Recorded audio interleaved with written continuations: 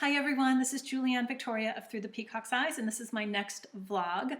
I am here in my kitchen because I've had quite a few people email me asking about food, self-care, food and spirituality, food and the Ascension process, and so on. So this is going to be a vlog about what I eat, because some people have asked, what do I eat? How do I take care of myself? And not that you necessarily should follow and do what I do, but if it resonates with you, that can give you some advice, but also how to take care of yourself more consciously, we'll say, when it comes to nutrition and even self-care and daily activities. The lighting will change a bit. It's one of those days where it's bright and sunny and raining at the same time. So you can see it on camera now, the light dimming and brightening. So bear with that, please. So first, I'll talk a little bit about my health background. So I was a competitive athlete for 18 years. I actually officially retired about 11 years ago. So it's been quite a long time. And of course, in the process of being a competitive athlete, you learn a lot about nutrition and self-care. I also used to coach athletes for several years. And of course, I've been a healer since the year 2000, which has involved anything from massage therapy and body work, structural integration work, Reiki, energy healing, Ayurvedic massage, and so on. So I've studied many modalities. I am also in the process of getting my herbalist certification. Though I have studied and used herbs and food for healing for many years, I wanted to get something official because I do have this pseudo dream of maybe opening another healing center in the future, but we'll see how life takes me and see if that happens. Okay, so let's start out. I'll talk about how I eat and how I take care of myself. And of course, this is just how I take care of myself. By no means should you do what I do if it does not resonate with you, if it does not feel right, if it goes against any health condition you have. This is just my example. So I became a vegetarian when I was 18, maybe 17 after I finished high school. So that's been over 20 years. Mostly because I realized, it's really not necessary to eat meat. And sort of in an indirect way, I began practicing ahimsa, which is the first tenet of the first limb of yoga, and there are 8 limbs of yoga. First one is ahimsa, which means non-violence. And another way to translate that is love. So I realized, it's really not necessary to eat meat for the most part. And so I became vegetarian. Over the years, kind of wavered with, eating vegan, eating vegetarian. Occasionally I do eat meat if I feel my body needs it, and often it's towards fish. If I do eat meat, and nowadays even dairy or eggs, I make sure it's organic. It comes from, sustainable farms where the animals are treated well, at least as much to public knowledge. Because there's no need to mistreat animals, abuse animals in any way to feed ourselves. We can get most of our nutrition from plant-based foods. So I do try to eat, now I eat a predominantly vegan or plant-based diet. I'd say it's probably 90 to 95% vegan most weeks. And usually it's only if I'm eating out and you can't control everything that's in things that you eat when you eat out, or if I feel my body needs it. For whatever reason. So I kind of trust my body, but I do try to make sure as much as I can that it comes from, well-treated animals that aren't abused, that aren't mass murdered in, kind of atrocious ways. So that's how I eat. So very conscious eating, and it feels better to my body. Okay.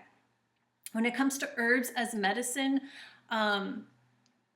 I wouldn't say I personally use herbs as medicine much at all.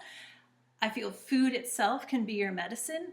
But if I do, it's something in the form of tea. So let's say if I have an upset stomach, ginger tea is good for that. Or if you're hot, peppermint tea is good for cooling you down. It's also good for your lower digestive tract, things like that. It will usually be in tea form. And I love Tulsi tea, which is called holy basil. It just seems to be an overall tonifying tea. So If I use herbs as medicine, for the most part, it's in tea, but I do use herbs in my cooking, which those are my herbs right there. I have many more in the cabinet as well, and some drying on the window, which you can barely see in the sunlight there.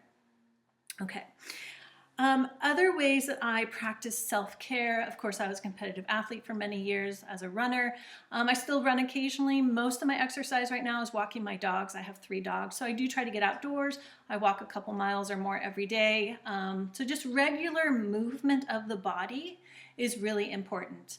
I'm not doing much of a yoga practice right now outside of a short meditation practice, a yoga asana practice. And I point it out as that because the asana, or the posture practice of yoga, is a very small part of yoga. So really, I say I'm trying to practice yoga every day, and that includes how I eat, practicing on ahimsa. But when it comes to the asana practice, right now I'm not doing a whole lot, but there have been times when I've done 2 hours of an asana practice every day of the week.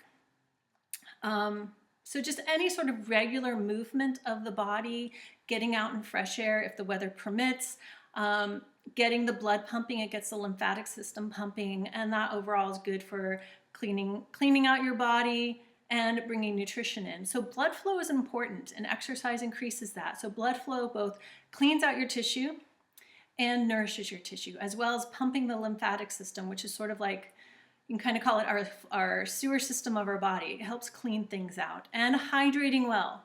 Drinking plenty of water, plenty of non-dehydrating drinks. So caffeine, tea even, alcohol are very dehydrating.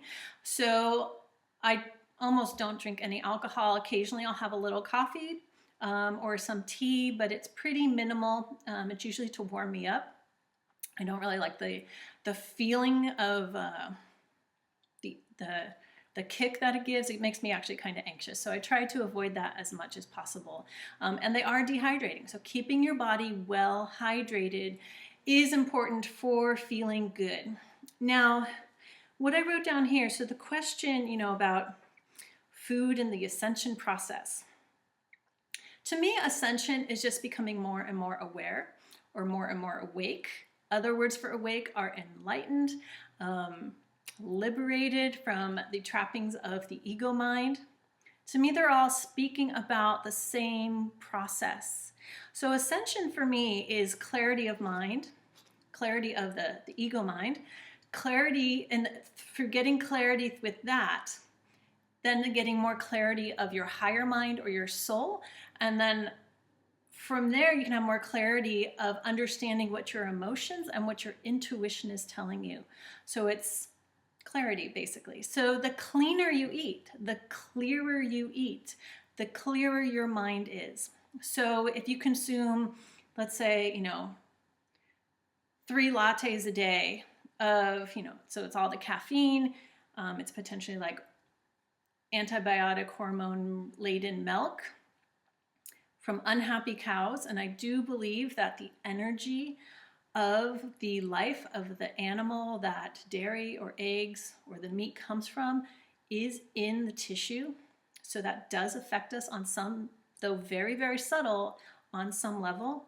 If you're consuming, let's say, 3 lattes a day, 3 triple lattes with tons of processed sugar in it, you may think it gives you some clarity because it perks you up, but it actually clouds the mind and it throws your hormones off, which in essence basically it can hinder you could say your ascension process, but hinder the process of you becoming more and more aware and conscious of not only you, what's going on within you, but what's going on outside of you.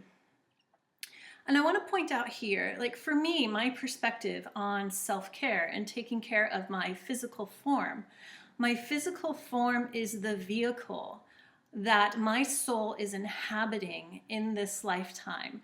And just like your car, just like your home, a bicycle, you want to maintain and take care of your structure, your vehicle. And I actually feel many people take more care of their cars than they do their bodies.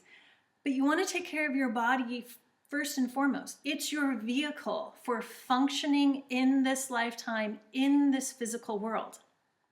Without the body, we would be spirits, right? But we came into these bodies for a reason. We're never born into a body by mistake. There is no mistake. We're here for a reason. So understanding that, seeing that, hey, this is a gift, or you could say this body is an opportunity to experience, you could say experience karma, but basically experience lessons, experience the experiences of life. Or you could say, you know, the soul is experiencing the human existence. That, you know, understanding that helps to have that sense of self-care, and you can call self-care self-love. Okay, how do I want to take care of this vehicle so I can experience, you could say experience life to the fullest. I kind of don't like that phrase because a lot of people have twisted living life to the fullest as in having party fun. That's not what I mean, but really experiencing the stuff of life, the good and the bad, experiencing joys, experience what it's like to challenge your body to run a marathon, experience what it's like to be in a loving relationship, experience what it's like to be in a difficult relationship. We're here to experience all sides of the realm of duality, good and bad. Now, that doesn't mean things have to be bad. It doesn't guarantee things will be good, but we're here to experience that. This is the realm of duality. So the best that we take care of the physical form that we are in, the best that we take care of our vehicles, the best we will be able to learn those karmic lessons, to have those karmic experiences, and to grow and expand, or you can call soul expansion ascension, as soul beings experiencing this human experience. Okay, let's look at my notes here. Yeah, so respect for the life you are given. Even if you're in a very difficult phase, taking better care of yourself, just committing to, okay, even if taking care of yourself is saying, okay, I'm going to stop drinking Coke all day long and switch it out with water and green tea. It's just take it step by step. And I'll point out, you know, do what feels best for you in the moment, but ask yourself, what can I do today to take one step towards taking better care of myself? And when you take better care of your physical form, when you're loving yourself, that also takes care of your mental and emotional state. So that in turn makes it easier to handle stress. Because one of the questions was how to practice self-care, especially when under great stress. It can be more challenging because it's easy to be drawn to, let's say, those comfort foods. Figure out how to alter the comfort foods to get that comfort, yet that it be healthier. So let's say your comfort food when you're under great stress is ice cream. Substitute it with something healthier like fruit bars, ideally without, you know, added processed sugar, but alter it to make it healthier for you, less processed, less junk foody, basically, and you just take those little steps. And I'm still taking little steps. It's a lifetime process. And not every day is perfect. Once in a while, you know, a pizza sounds really good, and for some reason I'm really craving that cheese. But I do try to, you know, buy the organic cheese, buy from, you know, small farms where the cows are treated well. So just take it step by step and listen to your body as well. And I will say a challenge with listening to your body, especially if you're used to eating a lot of junk food, which are usually low in nutrition but high in calories. So you get hungry more often because you're not getting the nutrition. So you have to learn to differentiate between addictive cravings like sugar. Sugar and fatty foods can be very addicting. And also because they have low nutrition, that you can eat like 3 donuts and be hungry an hour later because you didn't get the nutrition. You just got empty calories. It takes a while, but understanding the difference between addictive cravings and true cravings for your body's needs. But I would recommend, if you're looking for more clarity of mind, more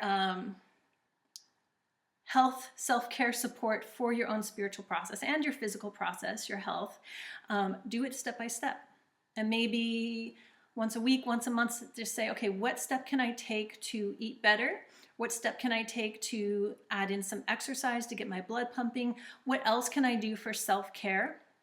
So if you have an injury, an ache or pain, can you commit to getting a massage once a month, or going to acupuncture, or doing something, doing just stretching on a regular basis? It's amazing how stretching, if you don't stretch, can relieve a lot of sore, achy muscles and muscle pains and cramps. Sometimes that's a hydration issue too. So take those little steps. And as you take more care of yourself, that helps you spiritually, because you're respecting the physical form you are in. You're respecting the life you have been given. And just that respect opens up your perspective to life, to the universe, to spirituality. Okay. I think that covers everything there. If you have questions, please leave them in the comments below. And if you have other things you'd like me to ask about or talk about in vlogs, I do have a long list here, so it'll take a while to get through all of it. Please leave an email below, or send me an email and leave a comment below. But do listen to your body and just take small steps. Again, you don't have to do what I do. Do what feels right. Do what feels respectful to your body. Do what feels good, what makes you feel good in your mind. Do the things that help relieve stress if you're stressed out, which is challenging if you're stuck in a routine. So just take a little change once a week, once a month, and start making those changes. You have to make new habits for self-care and self-love. And the more you do, the easier it is to take care of yourself more and love yourself more. And when you take care of yourself more and love yourself more, it's actually much easier to care and be loving for other people. All right, thank you everyone. I hope you enjoyed this vlog, and I will be back with more soon. Thanks.